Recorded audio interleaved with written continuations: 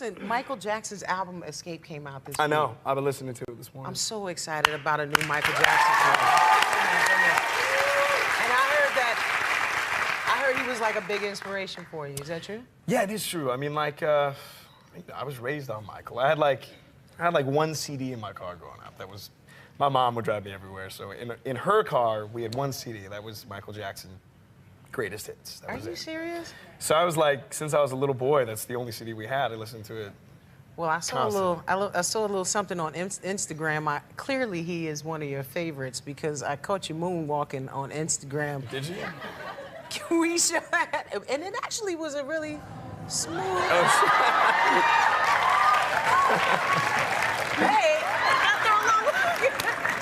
Hey, what is happening here that you just happen to be moonwalking? I think we were walking out of Facebook, and I was stoked that I met all the guys from Facebook.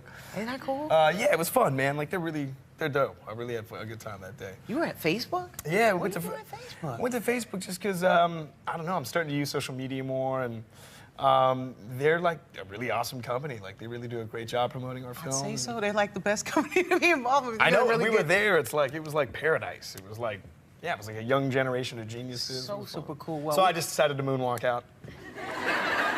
You know what? Why should I walk regular? I can't do Facebook, so I just moonwalked out. Just moonwalk out the joint. Did you ever meet Mike Jackson? You know, I never did meet him. But did I tell you my Michael Jackson story? No. Okay, so Kenny Ortega, who directed High School Musical, was friends with Michael, and he talked a lot about him. Right. And I idolized Michael since I was a little boy. Kenny knew that. One time I was at dinner in France with the cast of High School Musical. And it was a long table. We were all sort of celebrating High School Musical 3. The whole cast was there. And Kenny got a phone call from the other end of the table, and he answers it, and then he looks at me from across the table. And I just know something's up. I don't know what's up. But he goes, I got somebody who wants to talk to you. And he goes and like, come here, Zach. And he pulls me over and puts me on the phone. Look, I'm getting nervous just listening to the story. I know. And I grab the phone, and I go, hello? And he goes, who's this? I said, it's Zach. And he goes, oh, this is Michael. Hi. And I'm like, immediately, I just start crying. Like, I can't take, I literally, like, I don't know what to say. Like, my mouth won't, I'm just going, I have so much I want to, you're the reason I love me. I don't know, I can't talk. And he's like, I start like crying. You were crying? Literally, and it was a short conversation because he goes, thank you, thank you, thank you. And I hung up and like handed the phone back to Kenny, and Kenny's going like, wow, you messed that up.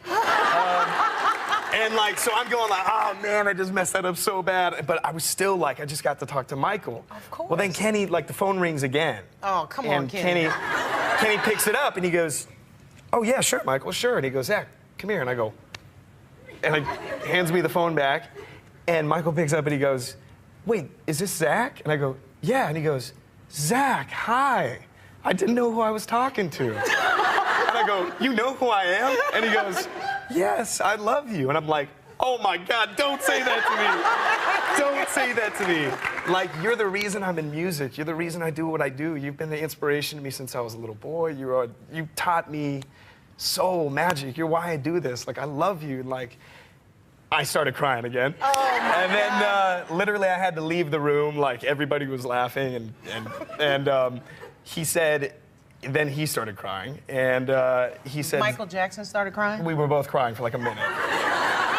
To each other, like, uncontrollably.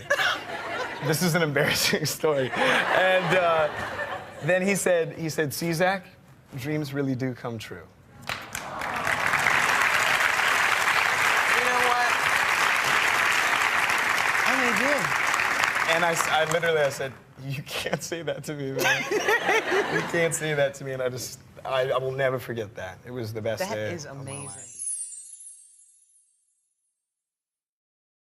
I got to meet Michael.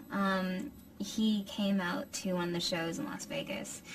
And he came backstage with his kids and said hi to us and was an extremely normal and sweet human being, and I could not be more thrilled to meet him. And then again, I was at a restaurant with Kenny and Zach and Corbin, and he calls, and Kenny's like, you want to talk to Michael?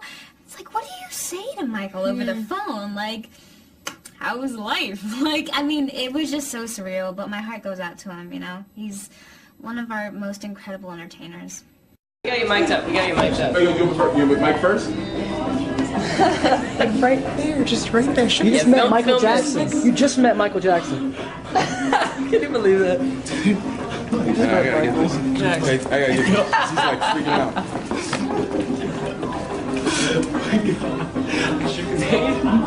He's standing right there. There you go, Court.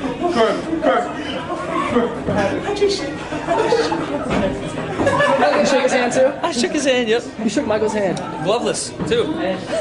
It was amazing. It was pretty cool. Was it worth the wait? I mean, it was Michael Jackson, like standing right there in front of you. How many people can say that? That was crazy. Real nice guy. He was very soft-spoken. He just, he said he's a big fan. I guess you're ahead of the game. He said, good song. And he shook my hand. I was like, wow. That's good. Wow. Stay sponsored while you help him. That's pretty Man. That was that's pretty cool. I was just standing there. I was just like, that was cool. That was actually All right, get mic'd up, man. Woo! MJ! That's cool. You had 100 hours of footage to work with on this thing. I'm wondering, did anyone come at you from the family or from friends and suggest things, or was it pretty much just you in the editing room? It was myself and the 4 editors and Travis Payne, choreographer, Michael Bearden, our musical director, Michael Cotton, my art director, and really then just a team of editors, assistant editors. We had an incredible rapport with Amy Pascal, the chairman of Sony Columbia. Really great, really supportive of the film that I wanted to make. Again, the same thing with Randy Phillips and Paul Gongower from AEG. I mean, I only felt support. I really did. There were just a couple of issues, in the beginning. That we weren't all on the same page about, but we quickly did get on the same page. And so it was, in that respect, considering the time limit that we had to make this film, it was good to feel everybody's support that I was heading in the right direction. Obviously, this is coming out theatrically for possibly a few more weeks. I'm sure there'll be something going on. I'm glad that you're sure. I'm pretty confident. But a lot of people are going to see this for the first time on DVD or Blu-ray. And I'm curious, what extras are you working on them? Could you talk a little bit about what might be there? First, can I just say that there are plenty of seats, and the movie is everywhere, and that it is such a great movie experience. It is amazing. The sound is amazing, and Michael is bigger than life. So, it shouldn't be the movie that you wait for Blu-ray and video. However, we are going to have that early next year, and we're going to have about 2 or 3 hours of behind the scenes, additional, film footage from our archives. Well, totally. And I'm curious, for something like that, are you a believer in like an extended cut, or is it going to be the movie as you've done it, and then like sort of a separate area for stuff? As is planned right now, it's going to be the movie as we've cut it, and then there's going to be this sort of good fat 2-3 hours of additional footage that goes in deeper into the sort of whole development idea of the plan. Totally. And of course, I want to ask you, what are you doing next? I know you were going to do Footloose, and now that's not. So I'm curious what's coming up. Yeah, I'm going to kick off my shoes and feel the sand between my toes. I wish that was in Rio. I understand. No, I really am. I'm just going to get out there and I still need to get through some stuff here with the loss of my friend, and I haven't had a chance to fully grieve. And I don't know, I think that this will be a good opportunity for me to spend some time with family during the holidays and just to clear my head out. And I'm sure there'll be something wonderful out there that's got my name on it, and I'm looking forward to whatever that is.